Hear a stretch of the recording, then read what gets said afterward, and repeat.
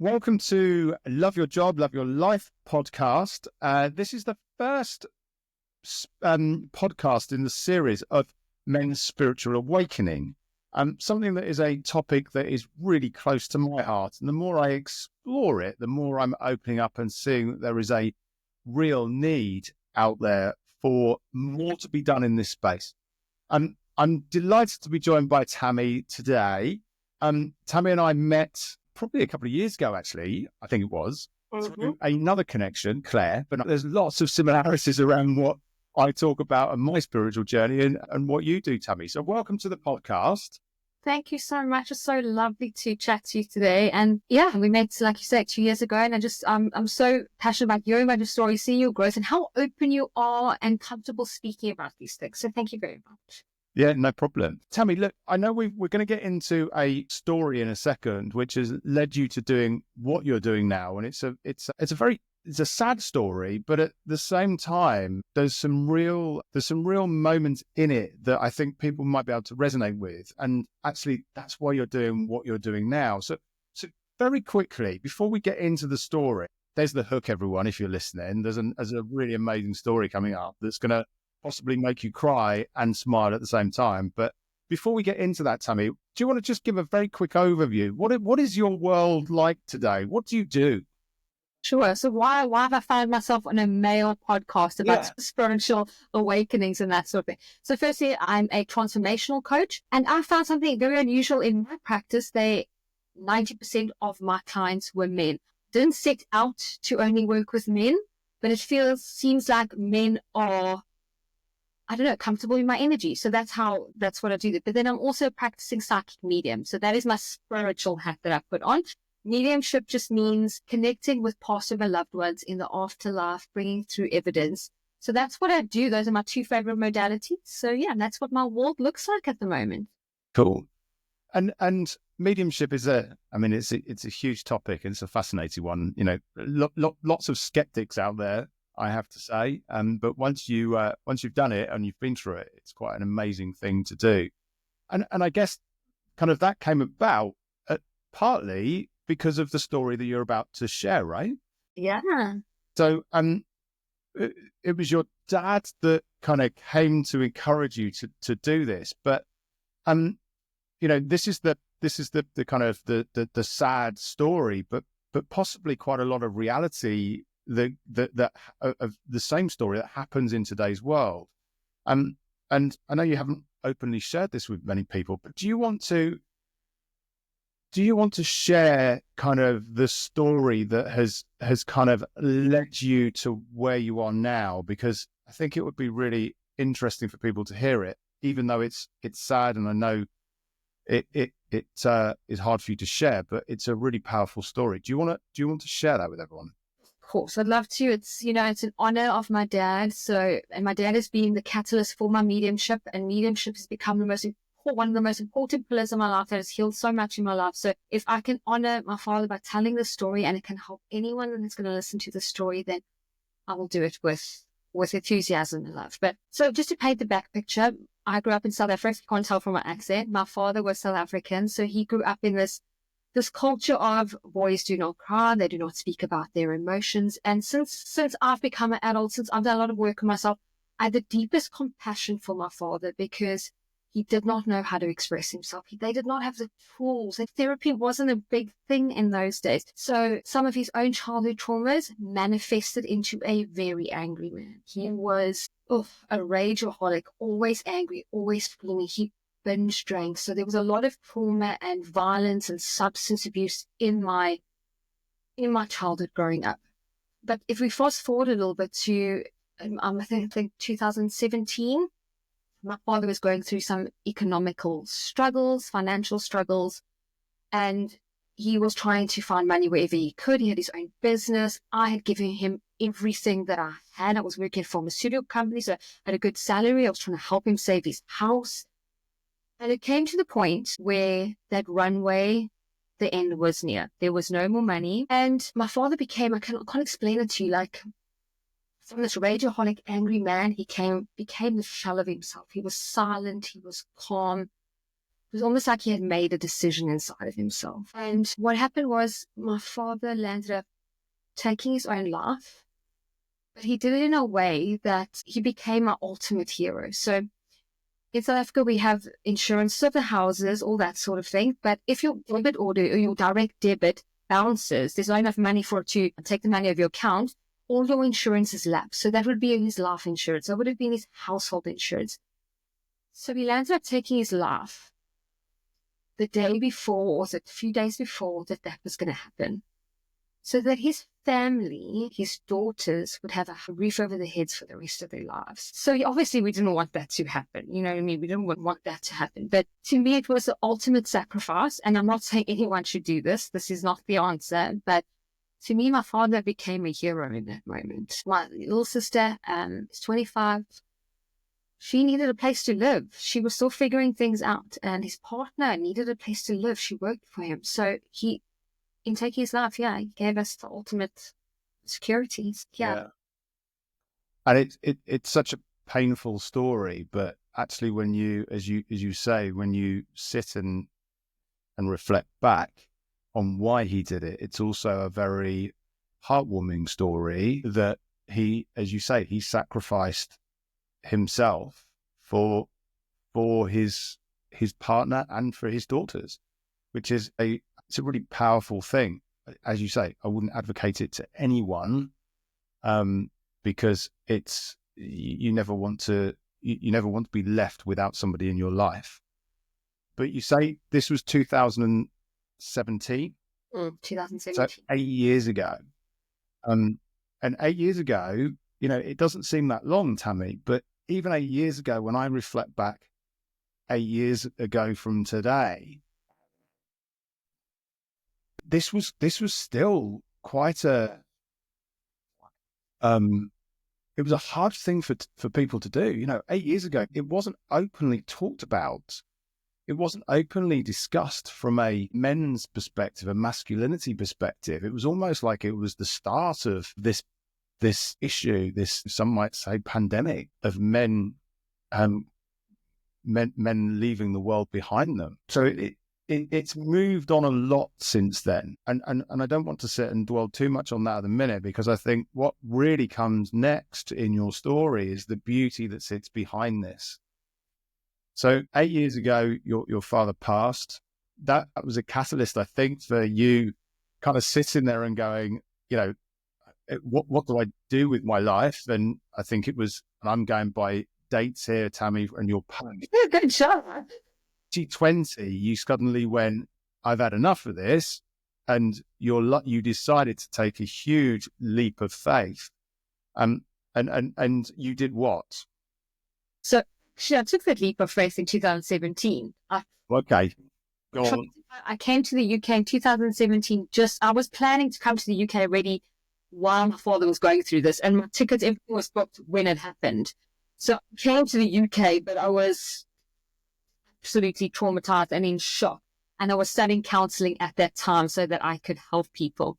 But anyway, so then I went back to South Africa. But in 2020, the pandemic took away all my distractions that I used to deny those dreams that I wanted to help people. 2017, yes, maybe planted that seed of, maybe I can help men feel comfortable. Maybe I can work with men. So 2020, after Eat, Pray, Love, also catalyst in my life that I didn't have to have the normal conventional, get married, have children, buy a house, do that. So 2020, I took that leap of faith, came to the UK during a pandemic, left my job, left a relationship, immigrated during a pandemic. So that was the start, but it was also the start of my spiritual inquiries. I looked a lot of my physical, emotional, mental health, and the last pillar was really spiritual. I started meditating regularly, started delving into all those things. I didn't even know what a mediumship was at this stage. And my father, I was sitting meditating one evening, and my father popped into my meditation. And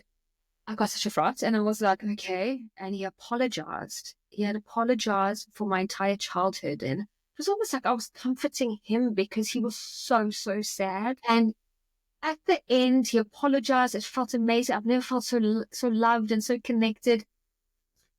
But then the next day, like you say, the skeptical mind, I was like, did I just make that up? did I just make that? That would be lovely if my father just came and apologized for everything and never, the things that he never got to say to me. And then about 2 weeks later, was it a week later? I can't remember exactly, but it was very, very soon after. I was meditating again, and he popped in. And he said to me, I'm so worried about her. And I think it was about 4 days later, 3 to 4 days later, my mom was rushed into ICU. So he was talking about my mother. So what he did there is he switched off my analytical mind, my skeptical mind, because he gave me evidence. He brought me evidence. Yeah. And me seeing that he had communicated my mom actually having to go into hospital was like, okay, wait, there's something to this. There's something to this. And he's been such a big part of my development as a medium. I created this post on LinkedIn one day, and I've never told anyone the story because it's going to sound a little bit crazy, but I was going for a run one morning, and my music kept on stopping, and it never happened. So after about the 5th time, I was like, okay, what is going on? Obviously, there's got to be something that wants to come through. So like check around, no one's going to see me, stay in the corner. I'm like, and my dad came through again, and he was like, told me about men's mental health and how many men were struggling at this moment, told me to listen to the song. And I did that. And I just remember feeling so much pain and just sense the pain that men were in at that moment. And I wrote a post about it on LinkedIn, and I think it was my most viewed post ever, like 20,000, 30,000, whatever. But the most important thing was so many men reached out to me in my DMs and said, you don't know how much I needed to see that today. I believe that my dad is part of my journey to help men. He's part of my mediumship. So, yeah, that's the stories, really. And as I said at the beginning, it's a sad story that actually it happens, as much as I hate to say it happens on a daily basis of men have nowhere to turn, and therefore they take their own life. And very sadly, they leave loved ones behind. But at the same time, your dad has come through to you to help you with this journey and this spiritual journey to then help others. And you mentioned your post, and you mentioned right at the start of this, when your introduction, 90% of your clients inadvertently, not through just putting I only work with men, but 90% of your clients inadvertently are men.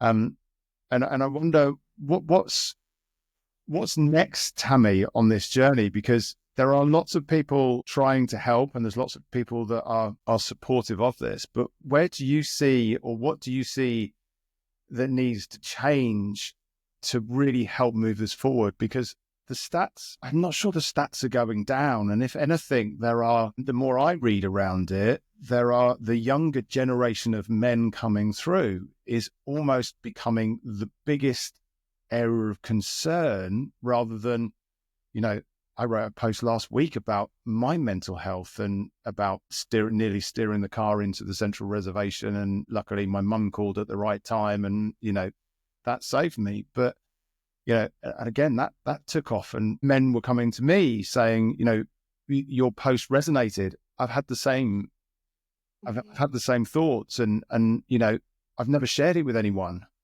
And I had somebody that I spoke to the other day, and he'd been having these thoughts for 5 years, and it was only after seeing my post he shared it with his wife. So, what else can we be doing, or where does this go? How do we get this to stop? Because it's not getting any easier.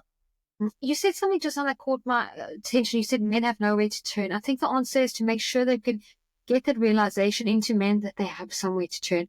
As a woman, partners to men, that we can make sure that they feel comfortable coming to us, that we are expressing how important it is for us to have open conversation, that it doesn't make you weak, or it doesn't make you less than, or it doesn't make you not your only role in society is not to be that strong financial carrier, that we're there to be vulnerable with each other. So I hope that we society can change and know that men do have somewhere to turn, and that it's so normal to have emotions and to have down days, and to battle with life sometimes, because life has got these beautiful moments and down moments. And if we can embrace them bothly with courage, compassion, then I think it'll become a much easier way to navigate all these things together. So yeah, I don't have all the answers, but flip, I hope that changes so quickly. Yeah. And look, whenever I talk to people, and I'm going to ask you the same question in a second, but whenever I talk to people that are struggling, one of the things that help me, and part of the reason why I'm doing what I'm doing now is my Engage to Succeed model that helps people to realize where they are and why they're where they are. And one of the biggest things that I've seen over the years, Tammi, is that we get, and this isn't just men, but often men kind of take it upon themselves. They throw themselves into work. They believe the masculine energy says, I must provide. I must work hard. I must do everything I can to provide for my kids, for my family. Much the same as your father did, right? Much the same as I've done as a father. You kind of have this, and you often have this mask that says, I can't show weakness because weakness says that I'm not a man. And you can't just necessarily take that mask off all the time. But there's two things that I always say to people. The first one is you have to find joy. And I talk about passions, right? So what are the three things that you do that you're passionate about? And mine are simple. Mine are staying fit and healthy. We were talking about that before all this started. Spirituality, which is something that's really come through for me over the last 18 months.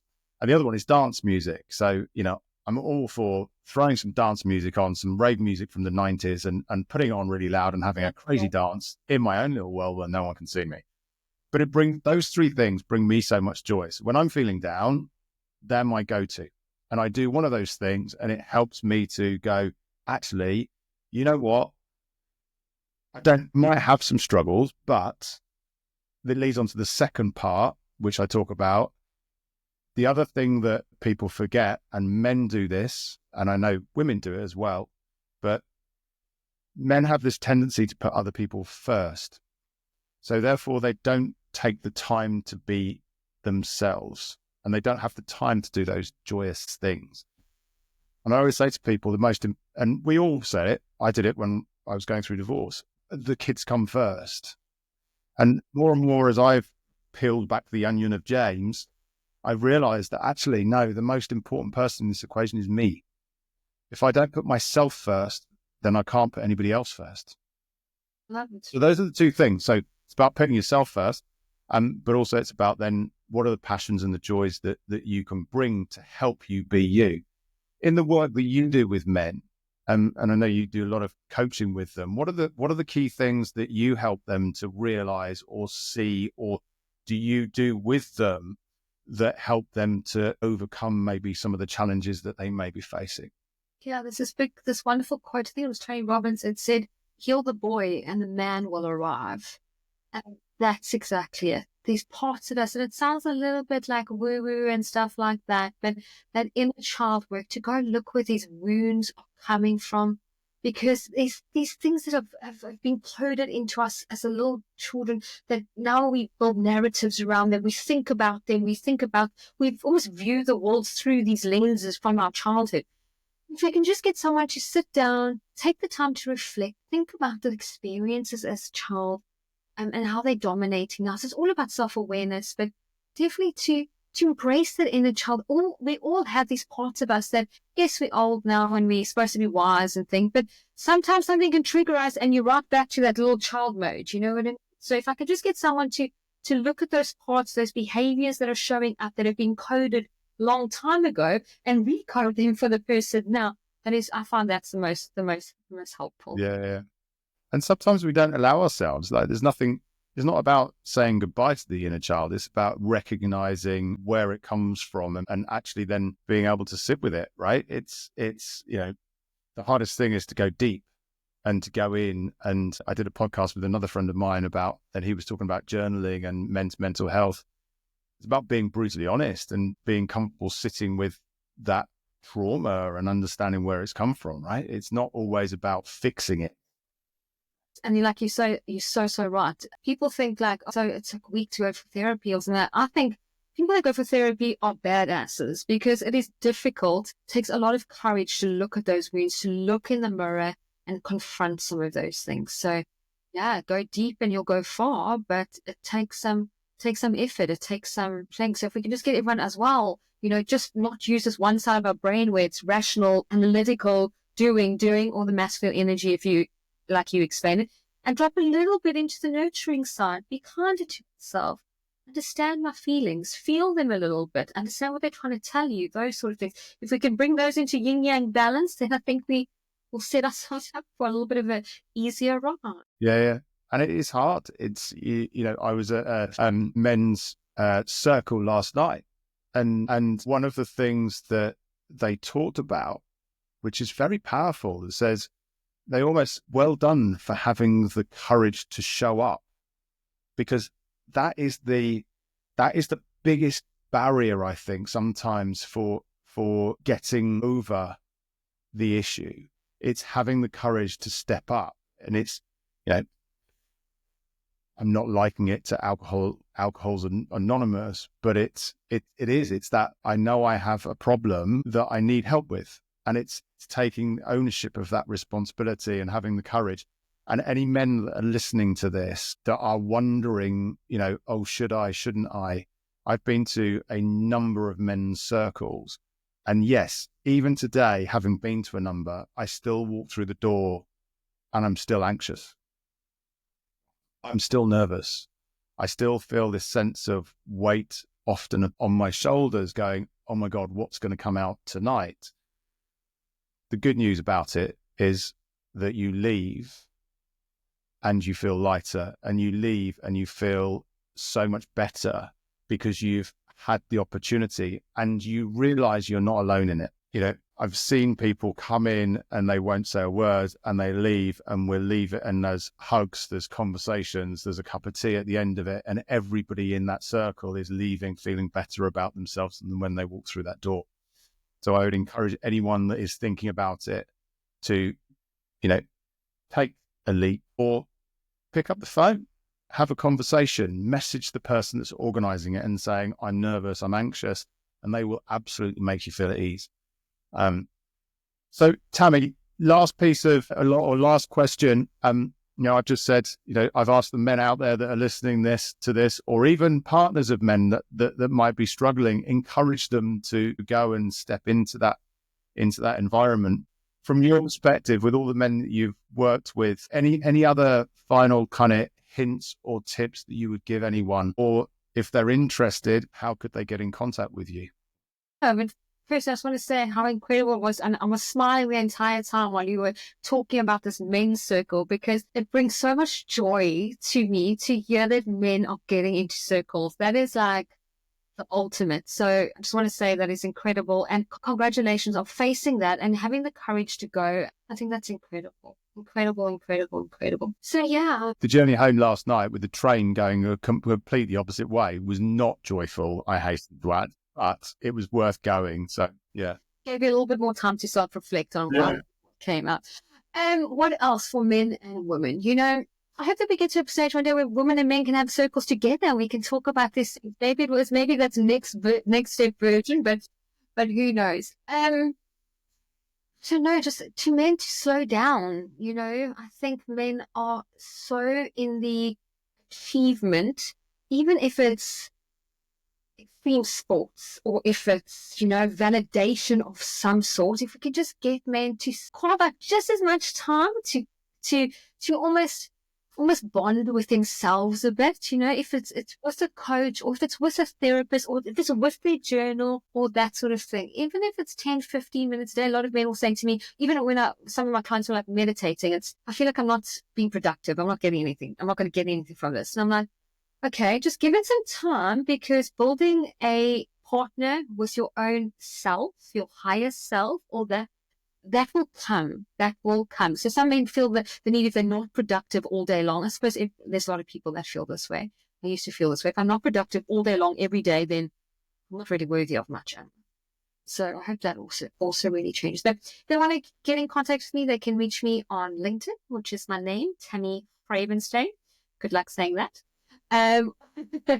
Or they can pop me a DM. I'm on Instagram at _manifesting_medium.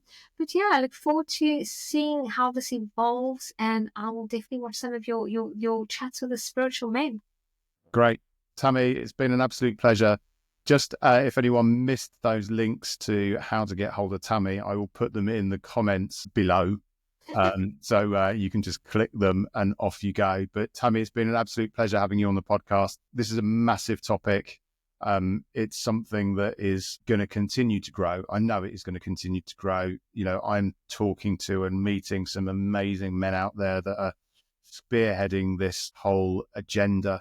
And a few of them I'm talking to on podcasts over the coming months. So, you know, it's going to grow. If anyone is struggling, then please do feel free to connect. Please do feel free to get in touch. And if we can't help, I'm sure we'll know someone or we can point you in the right direction. It's a topic that needs more airtime, and I know it's improving. But Tammi, I appreciate your openness. I appreciate you sharing your story that, as I said, it's a very sad story, but at the same time, it's a lovely story that your father is now supporting you in a way in developing your mediumship, which is a beautiful thing to hear. But thank you very much for joining me. It's been a pleasure, and no doubt we'll continue this conversation off the podcast. But thank you for joining and Thank you. listening. Thank you. Thank you.